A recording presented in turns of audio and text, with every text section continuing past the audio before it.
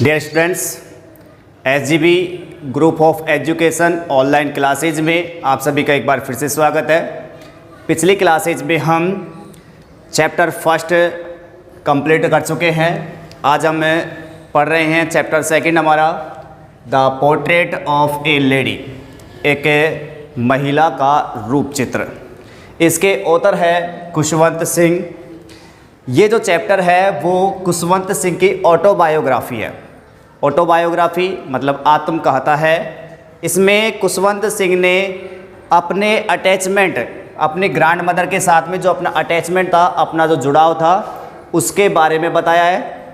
कहानी का प्रारंभ होता है खुशवंत सिंह की जो दादी माँ है उनके परिचय के साथ में, कि खुशवंत सिंह ने अपनी दादी माँ के परिचय के तौर पर कहा है कि खुशवंत सिंह की जो दादी माँ थी एक बूढ़ी औरत थी। उसके चेहरे पर बहुत सारी झुर्रियाँ थी और लगभग वह 20 सालों से एक ही जैसी अवस्था में दिखती थी, यानी कि ना तो उनकी अवस्था में थोड़ा सुधार हुआ ना कोई गिरावट हुई, तो 20 वर्षों से वो एक जैसी ही दिख रही थी। इसके अलावा अगर उनके आकार की मैं बात करूं तो खुशवंत सिंह की जो दादी माँ थी वो थोड़ी साइज में कह सकते हैं आकार में थोड़ा छोटी थी और थोड़ा मोटापा उनके शरीर पर था, और अपनी कमर पर हाथ लगा करके, इस प्रकार से कमर पर हाथ लगा करके वो चला करती थी। और दूसरे हाथों में उनके पास में जो मोतियों की माला होती है, कह सकते हैं जो वो वैसी माला जो प्रार्थना के समय लेते हैं, जिसको अपन जप करते रहते हैं, तो वो माला उनके हाथों में हुआ करती थी। तो इस प्रकार से खुशवंत सिंह की दादी माँ थी। इस कहानी का प्रारंभ में बातें बताई गई है daily routine of the author and his grand mother in the village.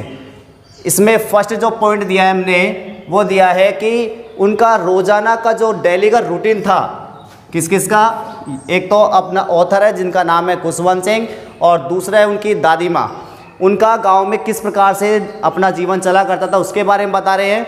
तो पहले हम ये बात कर लेते हैं कि खुशवंत सिंह और उसकी जो दादी माँ थी वो दोनों एक ही गाँव में रहा करते थे। उनके जो माता पिता थे, यानी खुशवंत सिंह के जो माता पिता थे, वो अपने किसी काम के व्यवस्था के लिए, या कह सकते हैं एक तरीके से काम ढूंढने के लिए शहर में चले गए थे, और खुशवंत सिंह जो थे वो अकेले अपनी दादी माँ के साथ में रहा करते थे। अब दादी माँ जो थी वो खुशवंत सिंह को सुबह उठाती। डेली रूटीन कौन सा है अपने गाँव में कि दादी माँ जो थी वो खुशवंत सिंह को सुबह जल्दी उठाती, खुद ही उसको नहलाती धुलाती, खाना बना करके खुद उसको तैयार करती और खुद ही स्कूल छोड़ने के लिए जाती थी। स्कूल छोड़ने के बाद में वो उसी स्कूल के बगल में एक मंदिर था, उस मंदिर में उनकी दादी माँ जो थी वहाँ पर प्रार्थना किया करती, और पुजारी जो लोग थे वहाँ पर प्रार्थना गाते रहते थे। इसके अलावा स्कूल में वहाँ पर खुशवंत सिंह को कुछ प्रार्थना भी सिखाई जाती थी, कुछ अल्फ़ाबेट भी सिखाई जाती थी, और फिर उस प्रकार से वो जो दोनों बड़े दोस्ताना हो गए थे, और खुशवंत सिंह जो थे अपनी दादी माँ के साथ में ही स्कूल जाते और उन्हीं के साथ में वापस आ जाते। फिर उसके बाद में आते वक्त स्कूल से जैसे ही वो वापस आते तो रास्ते में जो भी कोई डॉग कुत्ता वगैरह होता तो उसके लिए वो अपनी बासी रोटियाँ, जो रात के टाइम के बची हुई थी बासी रोटियाँ, उन बासी रोटियों को उन कुत्तों को खिला दिया करते। तो इस प्रकार से उनका डेली रूटीन था। कहाँ पर रूटीन था? ये सब उनके गांव में। लेकिन इसके बाद में फिर अचानक से चेंजमेंट आता है और ये विलेज को छोड़ करके कहाँ पहुँच जाते हैं? शहर में।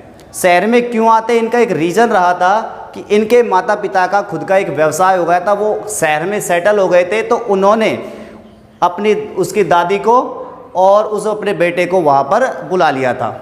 तो इस वजह से जो ऑथर है, लेखक है, और उनकी जो दादी माँ है वो कहाँ पहुँच चुके हैं? शहर में। अब वहाँ पर उनका डेली रूटीन ये हुआ कि दादी माँ और जो लेखक है दोनों के दोनों एक ही रूम शेयर करते थे। वहाँ भी शहर में जाने के बाद भी दोनों एक ही रूम में रहा करते थे। लेकिन अब की बार जो ऑथर है उसको एक इंग्लिश मीडियम स्कूल में, कह सकते हैं इंग्लिश स्कूल में भेज दिया गया। अब वो स्कूल भेजने के साथ में दादी माँ जो थी उनको छोड़ने नहीं जा सकती थी, क्योंकि वहाँ पर जो मोटर गाड़ी है वो खुद ही उसको लेने के लिए आती, खुद ही उसको छोड़ने के लिए आती थी। तो इस प्रकार से उनका एक जुड़ाव सा जो था वो धीरे धीरे टूटना लगा। अब दादी माँ अकेले रहने लगी।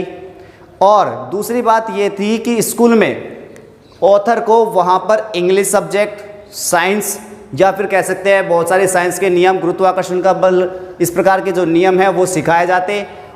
तो इन सभी चीज़ों से दादी माँ जो थी वो बड़ी दुखी थी। उसको और ज़्यादा दुख तब हुआ जब उन्होंने सुना कि जो ऑथर है यानी कि खुशवंत सिंह जो है वो म्यूजिक यानी कि संगीत जो है वो सीख रहा है। क्योंकि दादी माँ ये मानती थी कि जो संगीत है वो एक नीचे तबके यानी कह सकते हैं कामुक, जो अपने आप को वश में करने वाले जो लोग होते हैं उनके लिए होता है, यानी कि जो निम्न क्वालिटी के जो लोग होते हैं उनके लिए होता है। जैसे इसमें अपन वैश्य वगैरह को शामिल कर सकते हैं, तो उनके लिए ये संगीत वगैरह होता है। तो ये उनकी राय थी। तो इस प्रकार से उनको बड़ा दुख हुआ जब ऑथर लेखक जो था इंग्लिश स्कूल में पढ़ने के लिए चला गया। उनके बीच में जो अटैचमेंट जो था, जो जुड़ाव जो था, वो धीरे धीरे कम होने लगा था। इसके बाद थर्ड टॉपिक पॉइंट पर बात करता हूँ मैं, authors departure to a university. अब क्या होता है कि ऑथर जो है वो स्कूल को छोड़ने के बाद, जैसे इनकी स्कूल कंप्लीट होती है, उसके बाद कहाँ पहुँच जाता है? यूनिवर्सिटी में, एक विश्वविद्यालय में वो अपना दाखिला ले लेता है। दाखिला लेने के बाद में वहाँ पर उसके लिए एक अलग से सेपरेट रूम की व्यवस्था कर दी जाती है। वहाँ पर वो अलग से अपने एक सेपरेट रूम में रहने लग जाता है। और फिर उसके बाद में दादी माँ से उसका जो जुड़ाव है वो बिल्कुल सा ही टूट जाता है।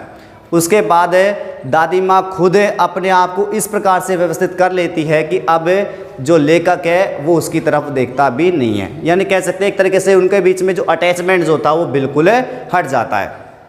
और यहीं पर ही जो दादी माँ है वो जो स्पैरो है, स्पैरो का मतलब क्या होता है? चिड़ियाएँ जो होती है उनको बासी रोटी के जो टुकड़े होते हैं, कह सकते हैं रोटी के जो टुकड़े हैं, वो डालना शुरू कर देती है और उन्हीं के साथ में बैठना ज़्यादा पसंद वो करती है। तो 1 घंटे तक शाम को वो चिड़ियाओं के साथ में बैठा करती है। और उसके बाद में जो नेक्स्ट बात आती है वो है authors decision to go to abroad. Abroad का मतलब होता है विदेश, यानी कि लेखक जो है वो विदेश जाने का निश्चय कर लेता है। अब लेखक विदेश जाता है तो इसके लिए जो दादी माँ है वो खुद उसे स्टेशन पर छोड़ने के लिए आती है। लेकिन दादी माँ जो है वो बिल्कुल भी अपनी संवेदनाओं को शो नहीं करती है। वो बिल्कुल भी नहीं दिखाती है कि मेरे को थोड़ा भी दुख हुआ है तेरे अब्रॉड जाने से, विदेश जाने से। इस प्रकार से वो बिल्कुल भी शो नहीं करती। जाते वक्त वो लेखक को अपने सर पर चूमती है और इसके बाद में जो लेखक है वो ये सोचता है कि शायद जब 5 साल के बाद में मैं वापस घर लौटूंगा तो हो सकता है कि दादी माँ जिंदा ही ना बचे। इस प्रकार से सोच करके ऑथर जो है विदेश के लिए चला जाता है। उसके बाद में जब 5 सालों के बाद ऑथर वापस आता है तब भी दादी माँ जीवित होती है और खुद दादी माँ ही उस ऑथर को यानी कि लेखक को लेने के लिए स्टेशन पर आती है, रिसीव करने के लिए स्टेशन पर आती है। स्टेशन पर आते ही जैसे ही शाम को वो घर पर पहुंचते हैं तो दादी माँ जो है अपने आसपास से जो भी ढोल बजाने वाले होते हैं उन सबको इकट्ठा करती है और जैसे कि कोई योद्धा जीत करके आया है उसी प्रकार से जो ढोलक है, ड्रम है, उनको पीटा जाता है, दावत दी जाती है, नाच गाने किए जाते हैं। इस प्रकार से खुशियाँ व्यक्त की जाती है। लेकिन उस दिन जो दादी माँ है वो अपना जो प्रेयर करना है, प्रार्थना करना है, वो भूल जाती है। नेक्स्ट 5वीं जो हेडलाइंस में दी गई है हर इलनेस एंड डेथ। उसी रात को क्या होता है कि दादी माँ थोड़ा सा फीवर आ जाता है, दादी माँ को थोड़ा सा उसको बुखार हो जाता है और बुखार होने के बाद जैसे ही डॉक्टर को बुलाया जाता है, डॉक्टर कहता है कोई बात नहीं, थोड़ा सा बुखार है, ठीक हो जाएगा। लेकिन दादी माँ कहती है कि बेटा मेरा जाने का समय अब नज़दीक आ गया है। तो इस प्रकार से दादी माँ है थोड़ी देर बाद में ही वो अपनी प्रार्थना वापस से करने लग जाती है और अचानक से उसके जो माला है, प्रार्थना करने की जो माला थी, वहाँ पर जप करने की जो माला थी, वो अचानक से हाथों से गिर जाती है और वो माला गिरने के साथ में अकारण अचानक से दादी माँ की मृत्यु हो जाती है।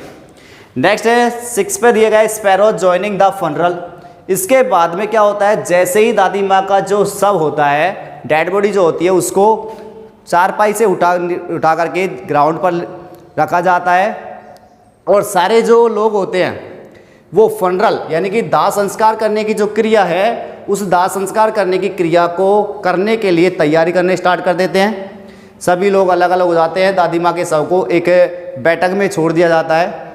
थोड़ी देर बाद में जब लोग वापस आते हैं तैयारी करने के बाद, तो देखते हैं कि जो स्पैरोज है यानी कि जो चिड़ियाएँ हैं वो चारों तरफ बैठी हुई है दादी माँ के शव के पास में और बिल्कुल शांति के साथ में बैठी हुई है। कोई भी शोरगुल वहाँ पर नहीं है, बिल्कुल शांति के साथ बैठी हुई है। तो फिर इसके बाद में जो ऑथर की माँ है वो सोचती है कि दादी माँ के साथ में इनको कुछ रोटी का जो टुकड़ा है वो खिला देना चाहिए, ये उड़ जाएंगी। तो दादी जो यहाँ पर लेखक की जो माँ है वो उनके लिए कुछ रोटी का टुकड़ा ला करके रखती है, रोटी के टुकड़े को अपने बिखेर देती है, लेकिन जो ये चिड़ियाएँ होती है ये बिल्कुल भी उनमें से खाती ही नहीं है। जैसे ही दाह संस्कार के लिए दादी माँ के शव को ले जाया जाता है, पीछे पीछे उड़ करके गोरी ये जो चिड़ियाएँ हैं वो चली जाती है। इसी प्रकार से इस कहानी का समापन यहाँ पर हो जाता है। तो नेक्स्ट जो इसके बारे में हम बात करेंगे, तो इसके लिए मैं आपको एक PDF भेज रहा हूँ, उस PDF को आप पहले पढ़ लें या फिर हो सकता है इसी PDF को मैं आगे आपकी क्लास में रिपीट कर दूँगा। Thank you.